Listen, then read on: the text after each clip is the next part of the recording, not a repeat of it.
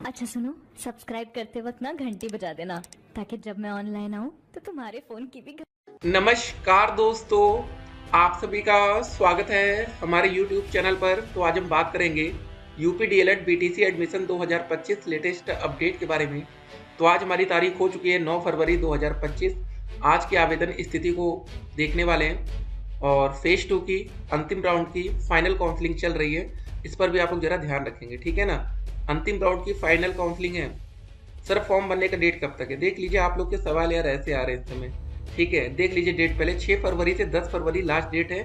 10 के बाद आप लोग फॉर्म नहीं भर पाएंगे, याद रखिएगा। डायरेक्ट एडमिशन है, मतलब लूट मची है, इतनी सरकारी कॉलेज में सीटें खाली है ना। अगर आप लोग इस बार गलती करेंगे तो हमें भी अफसोस होगा कि हमने आपके लिए एक एक कॉलेज की लिस्ट निकाल कर रख दी कि भैया कहाँ पर कितनी सीटें खाली हैं, और अब पीछे मत हटिएगा, ठीक है ना। बस इतना ध्यान रखिएगा, सरकारी कॉलेज ले लीजिए, 10,200 में फाइनल होगा।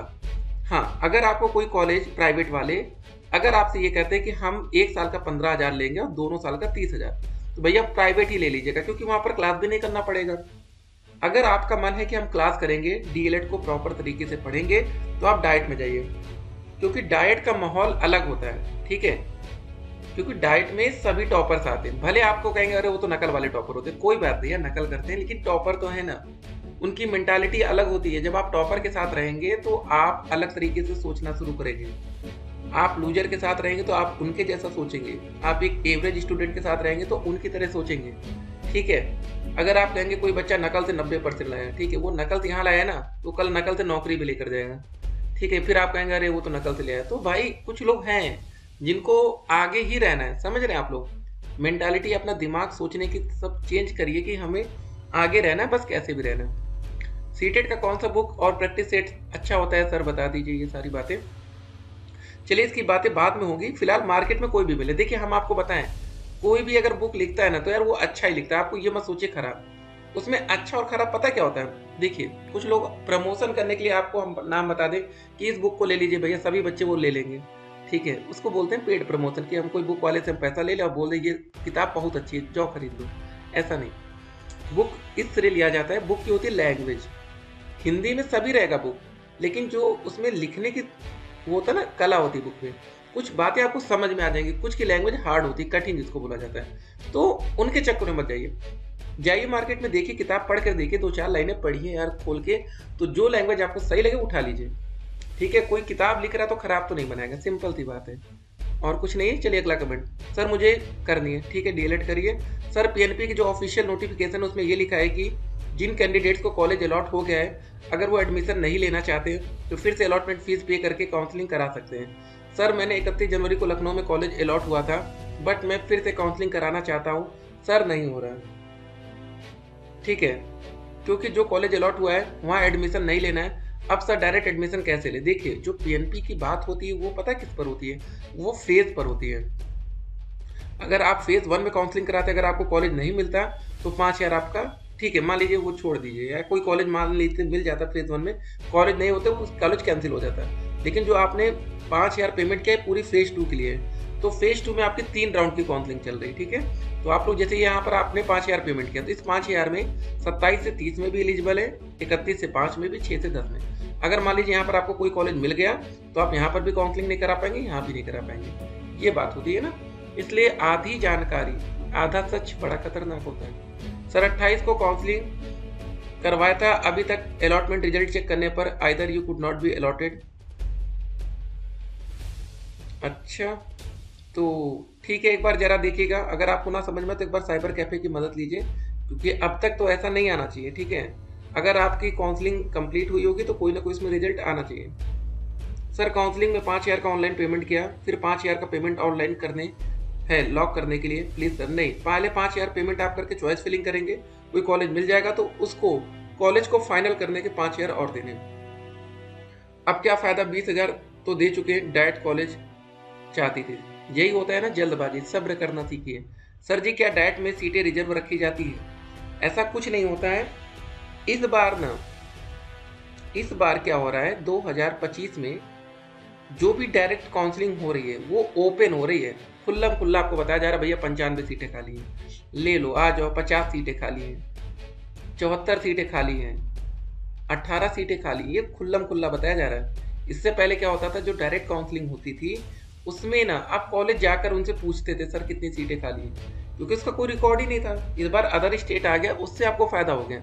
ठीक है, तो फायदा उठा लीजिए, सरकारी कॉलेज ले लीजिए, नहीं तो फिर उनके जान पहचान वाले सरकारी कॉलेज में रहेंगे और आप लोग प्राइवेट के चक्कर में परेशान होंगे। सर स्कॉलरशिप का जो डेट आगे बढ़ेगा कि नहीं, प्लीज सर बताइए। यार स्कॉलरशिप वाला मामला फंस रहा है, क्योंकि स्कॉलरशिप में करेक्शन की भी डेट आ गई है, दिखाते हैं आपको। यहाँ पर आप लोग देख सकते हैं 3330 छात्रवृत्ति आवेदन में गलतियां, संशोधन 10 तक होगा। ठीक है, छात्रवृत्ति अनुभाग ने जारी की सूची, इलाहाबाद विश्वविद्यालय प्रशासन ने गलती सुधारने का दिया है मौका, देख सकते हैं ये। ठीक है, तो अब सब कुछ आपके सामने है, तो देखते हैं क्या होता है। फिलहाल मुश्किल लग रहा है इस बार तो। सर मेरा सेकंड फेज में कॉलेज अलॉट नहीं हुआ है, फिर आगे कब फिर से कॉलेज चूज फिलिंग करने का मौका मिलेगा? ये लास्ट टाइम चल रहा है, अगर आप अभी नहीं कॉलेज को लेते तो 5000 आपका डूब जाएगा, ध्यान रखना, ले लीजिए आप लोग। सर 5000 28 तारीख को ही कट गया है, लेकिन कोई सीट अलॉटमेंट नहीं हुआ, क्या करें? तो फिर से काउंसलिंग कर सकते भी तो आपको मौका मिल रहा है। सर स्कॉलरशिप का डेट बढ़ेगा या नहीं, ये मुश्किल लग रहा है। सर मैं चॉइस फिल की तो एक ही कॉलेज का नाम डाली हूँ, वहाँ 11 सीट खाली है। ठीक है, मेरे को कॉलेज मिल जाएगा। आप क्यों गलती आप लोग करते बताइए? आप लोग 2-3 कॉलेज का नाम दे सकते थे ना, हर बार गलती आप लोग कर रहे हैं। सर जी स्कॉलरशिप का डेट बढ़ेगा, देखते हैं, वेट करिए आप लोग फिलहाल अभी। सर आप तो ये बोल रहे हैं कि 2 बार ही चॉइस फिलिंग कर सकते हैं, बोले थे कि 2 बार चॉइस फिलिंग कर सकते हैं। बिल्कुल आप कर सकते हैं। देखिए आपको बताते हैं, आप लोग अगर मान लीजिए आप यूपी के छात्र हैं, उत्तर प्रदेश के, ठीक है, अगर आपने 27 तारीख से लेकर 30 जनवरी के बीच में काउंसलिंग की और आपको कोई कॉलेज नहीं मिला, मान लीजिए, ठीक है, जनरल से थे मान लीजिए, तो आप में इसमें मौका आपको नहीं मिला, लेकिन यहाँ पर आपको मौका मिल गया। अगर आप आरक्षित श्रेणी के थे, ओबीसी के थे, आपको यहाँ भी मौका मिला, यहाँ भी मौका मिला, और यहाँ पर सीट अब जनरल हो गई तो आपको यहाँ भी मौका मिलेगा।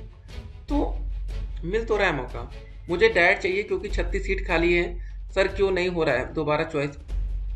2 बार सर क्यों मैं 80,000 देकर प्राइवेट से करूँगी, जब 1200 में ही डायरेक्ट कॉलेज, पता नहीं 10,200 लगता है 1200 में ही। ठीक है, तो ऐसा पैसे पीएनपी वाले बहुत परेशान हो सर।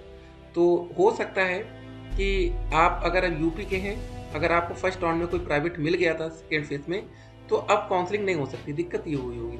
सर 2025-27 के लिए आवेदन कब से स्टार्ट होगा? जी हाँ, अब नए बच्चों को भी उम्मीदें आ गई हैं, तो ये जून तक, ठीक है, इसके लिए कुछ ना कुछ नोटिफिकेशन आएगा। सर अगर इस बार सारा गवर्नमेंट कॉलेज चूज कर ले, उसके बाद भी नहीं मिलने पर प्राइवेट में, देखिए आप गवर्नमेंट के साथ सारे गवर्नमेंट डाल दीजिए आल, उसके बाद में कुछ प्राइवेट कॉलेज भी डाल दीजिए ना, कौन रोका है यार? अनलिमिटेड कॉलेज डाल सकते हैं। सर काउंसलिंग फीस जमा कर दी थी, अब अलॉटमेंट फीस कब जमा करनी होगी? जी हाँ, कॉलेज अलॉट होने के बाद 11 फरवरी को आपका रिजल्ट आएगा।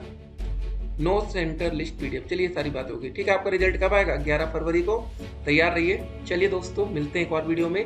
सोशल मीडिया के अफवाह से बचना, ये सारे सब्जेक्ट आपको पढ़ने होंगे फर्स्ट सेमेस्टर में। एक दिन में, पहले दिन आपका 2 पेपर होगा, दूसरे दिन आपका 3 पेपर होगा, और तीसरे दिन आपका 3 पेपर होगा। 3 दिन में आपका पेपर खत्म होगा। ठीक है, अभी तक आप लोग टेंशन लेते होंगे ना, और 3 दिन डायरेक्ट होगा, मतलब कोई भी गैपिंग नहीं होगी। मतलब अगर पहला पेपर सोमवार को है तो दूसरा मंगलवार को, तीसरा बुधवार को, मंडे ट्यूसडे वेडनेसडे। चलिए फिर मिलते हैं, स्टे कनेक्ट।